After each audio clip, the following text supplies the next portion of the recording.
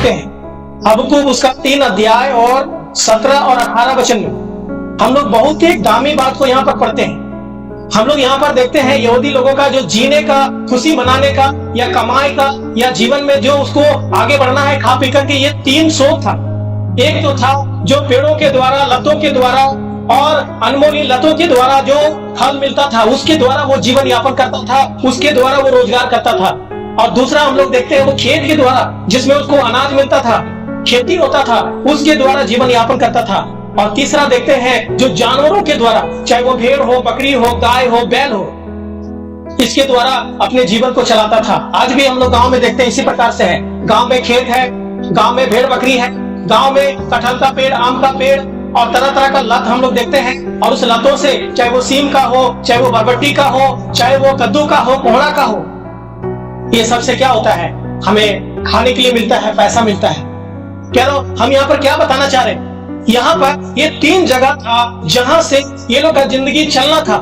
लेकिन यहाँ पर जो लिखने वाला है परमेश्वर का वचन, वो क्या बताना चाह रहा है, चाहे अंजीर के वृक्ष में फूल ना लगे, मान लीजिए उसको जो पेड़ों के द्वारा जो इनकम होना था, जिसके द्वारा खाना पीना था, वो उसको ना मिले, तकलताओं में फल ना लगे, जलपाई के वृक्ष से केवल धोखा पाया जाए और खेतों में अन्य ना उपजे, भेड़शालाओं में भेड़ बकरी ना रहे और ना थानों में गाय बैल हो, तो भी मैं यहोवा के कारण, परमेश्वर के कारण आनंदित और मगन रहूंगा और अपने उद्धारकर्ता परमेश्वर के द्वारा अति प्रसन्न रहूंगा। यहाँ पर हम लोग देखते हैं कि ये 3 जगह जहाँ से इनकम होता था, आय होता था, जिसमें से उनका जिंदगी चलता था। लेकिन यहाँ पर क्या लीजिए, पेड़ों के द्वारा, लतों के द्वारा कुछ नहीं मिल रहा है, पेड़ों से केवल धोखा मिल रहा है, पेड़ में फूल नहीं आ रहा, फल नहीं आ रहा, कुछ नहीं मिल रहा है, खेत में अनाज नहीं हो रहा है, सुखाड़ पड़ गया है और जानवर नहीं है, वो खलियान खाली हो गया है, बोहाल खाली हो गया है, जानवर नहीं है।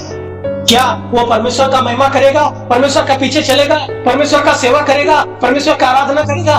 लेकिन 18 वचन में देखते हैं, तो भी मैं परमेश्वर के कारण आनंदित और मगन रहूंगा और अपने उद्धारकर्ता परमेश्वर के द्वारा अति प्रसन्न रहूंगा। मेरे पास कुछ रहे चाहे ना रहे, pero हम लोग जानते हैं आज लोगों के पास पैसा है, परमेश्वर को महिमा कर रहा है, लोगों के पास घर है, परमेश्वर को महिमा कर रहा है, लोग कमा रहे हैं, परमेश्वर को महिमा कर रहा है, लोगों के पास अच्छा खाने पीने की वस्तु, परमेश्वर को महिमा कर रहा है। अगर मान लीजिए आपके पॉकेट में पैसा नहीं, आपकी नौकरी नहीं, आपका घर नहीं, आपको कपड़ा नहीं, आप अभाव में हैं, तकलीफ में हैं, कष्ट में हैं, क्या आप परमेश्वर को महिमा करेंगे? क्या परमेश्वर को प्यार करेंगे? क्या परमेश्वर के पीछे चलेंगे? यहाँ एक बहुत बड़ा सवाल खड़ा होता है। आप लोगों को पता होगा अय्यूब का पुस्तक, अय्यूब के पास में कितना धन दौलत था, 10 बच्चा उसके पास था, 60,000 भेड़ बकरी था, बहुत सारा जानवर था, बहुत सारा दास दासी था, बहुत धन संपत्ति था। लेकिन एक ही समय में हम लोग देखते हैं उसका सारा धन संपत्ति खत्म हो गया, उसका बच्चा मर गया और शैतान ने एक ही समय में सब कुछ खत्म कर दिया। लेकिन अय्यूब ने क्या जवाब दिया? अय्यूब उठा और बांगा और सिर मुड़ाकर भूमि पर गिरा और दंडवत करके कहा, मैं अपनी माँ के पेट से नंगा निकला और वही नंगा लौट जाऊंगा। यहोवा ने दिया और यहोवा ही ने लिया, उसका नाम धन्य।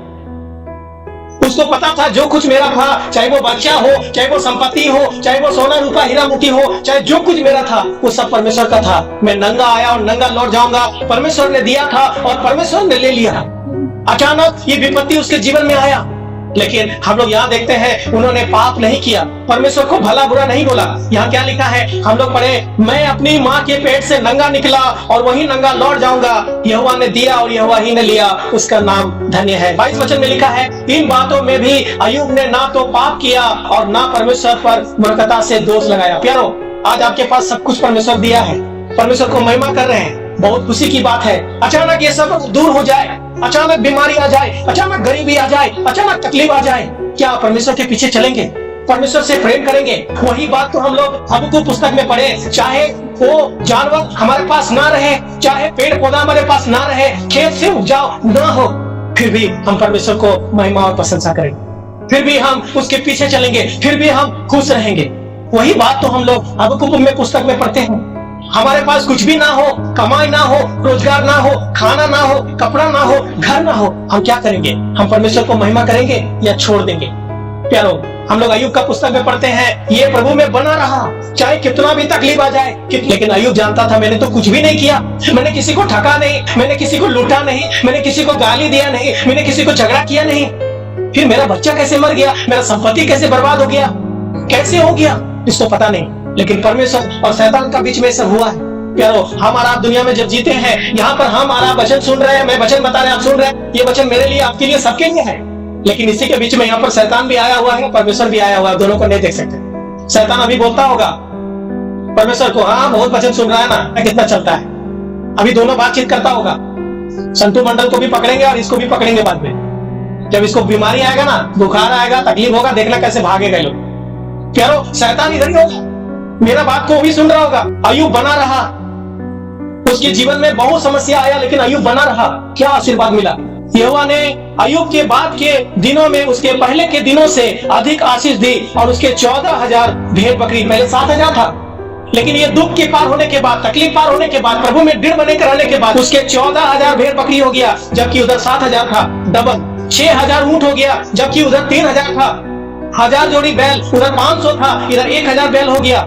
1,000 गधिया, उधर 500 था, इधर डबल हो गया, 1,000 हो गया। उसके 7 बेटे और 3 बेटियां भी उत्पन्न हुआ।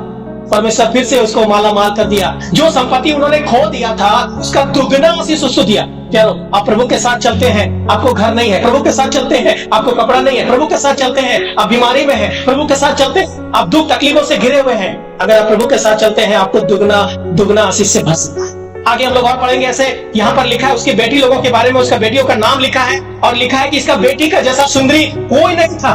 पहले जो 3 बेटी थी उतना सुंदर नहीं थी जितना सुंदर इस समय लिखा है उसका जो बेटी लोग था। 10 बच्चा परमेश्वर फिर वापस दिया। इसके बाद अय्यूब 140 वर्ष जीवित रहा और 4 पीढ़ी तक अपना वंश देखने पाया। अंत में अय्यूब वृद्धावस्था में दीर्घायु होकर मर गया। ये दुख उठाने के बाद अय्यूब 140 साल जिंदा रहा। आप जरा सोच सकते हैं, पहले जो 10 बच्चा हुआ था, कितना साल उससे जिंदा था पहले। उतना भेड़ बकरी जानवर उसको हुआ था, कितना साल वो जिंदा था पहले। 10 बच्चा होना तुरंत तो नहीं हुआ होगा, एक एक साल करके 10 साल उधर आप समझ सकते हैं। परिवार के साथ हो सकता है 15 साल 20 साल शादी करके जीवन गुजारा होगा, परमेश्वर इतना आशीष दिया होगा। और लिखा है ये दुख उठाने के बाद अय्यूब 140 साल जिंदा रहा और 4 पीढ़ी देखता रहा। 4 पीढ़ी मतलब अय्यूब के एक बच्चा हुआ 1 पीढ़ी, फिर उसका बच्चा हुआ 2 पीढ़ी, उसके बच्चा हुआ 3 पीढ़ी, उसका बच्चा हुआ 4 पीढ़ी। उसके बाद लिखा है वो बहुत दीर्घायु होकर के, बहुत उम्र होकर के वो मर गए। प्यारो, इतना आशीष प्रभु ने दिया। अगर ये परमेश्वर के विरोध में पाप करता, परमेश्वर को छोड़ देता, वो तकलीफ में परमेश्वर को ठुकरा देता, क्या ये आशीर्वाद मिलता?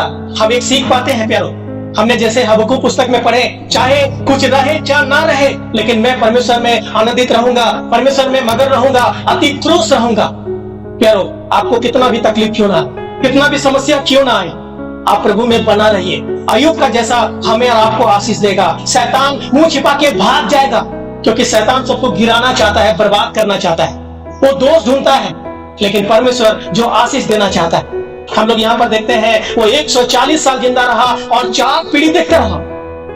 अगर वो परमेश्वर को धोखा दे देता, परमेश्वर का हाथ को छोड़ देता, शायद उसी में वो मर जाता। लेकिन वो 4 पीढ़ी तक देखता रहा और बहुत उम्र होकर के वो मर गया। प्यारो, हम इस बातों से यही बात को सीखते हैं, दुख आ सकता है, आने दीजिए।